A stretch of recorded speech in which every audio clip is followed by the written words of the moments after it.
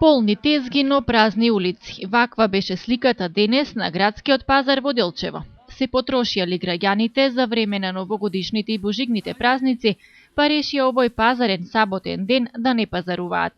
Според пазарджиите, освен за време на празничните денови, кога секој сака да ја наполни трапезата што побогато, во другите пазарни денови, пред и по празниците, обично пазарите во последно време се полупразни, иако нивните тезги секогаш се полни. Цените, велат пазарджиите, беа примамливи за сите. Немаше празнични покачувања. Никаква потрошувачка нема. Катастрофално е, лошо. Катастрофално, по-лошо не може да биде. Народ нема. Народот е затворен дома, не излази народ. Това е цялата работа. Цената како е? Има ли цената? Никаква. 3 за 100. Това е цената. Ама нема кој да земе. Цените се исти. И како претходно и сега се исти цените. Не се да поскапят. Дури са намалени. Робата што не останал понапред мора да намалиме за да ја продадем. Зато. А муштерии нема. Нема муштерии што да правим. Имаше ли луѓе за божигните празници? За божичните имаше, тогава беше по-добро. Сега е по-слабо. Сега таа роба мора да даваме по-ефтино. Имавме доста поборувачка на нашите производи, на виното. Какво вино произведувате? Произведуваме бело и црвено вино. Има ли цена? Какви се цените? Задоволни ли сте од продажбата, од цената? Задоволни сме од се и од продажбата. Цената е нормална. Цената е формирана врз база да секој да може да си купи. Граѓаните се жалат и дека им е скапо или? Не. Луѓето што консумираат вино, значи се задоволни. Според цената што имаме формирано за новогодишните празници. Имаме и доста намаление за новата година. Новогодишните празници. Така да сме задоволни и тие што купува и ние што продаваме.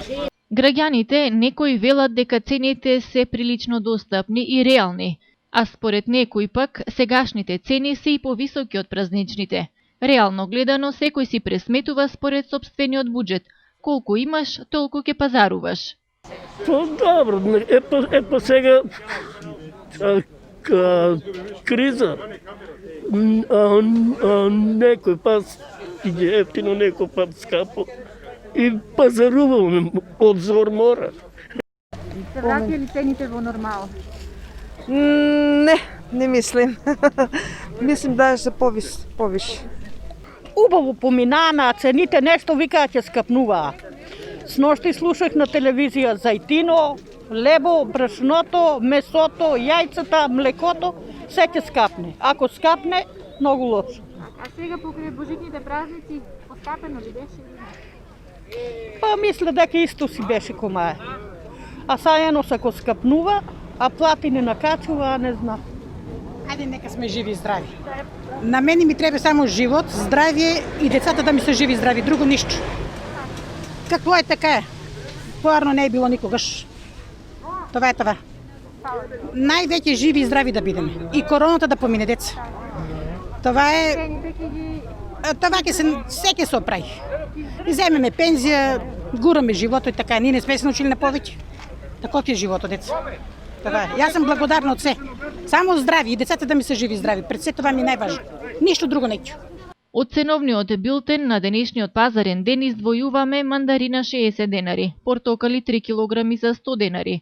Доматите и краставиците, зависи од квалитетот, се движеа од 60 до 100 денари за килограм. Марулата и младиот кромит за 10 и 20 денари од коренче. Цени кои од пазар на пазар варираат, но секогаш за пазарджиите, производителите или препродавачите се ниски, а за граѓаните, купувачите, секогаш високи.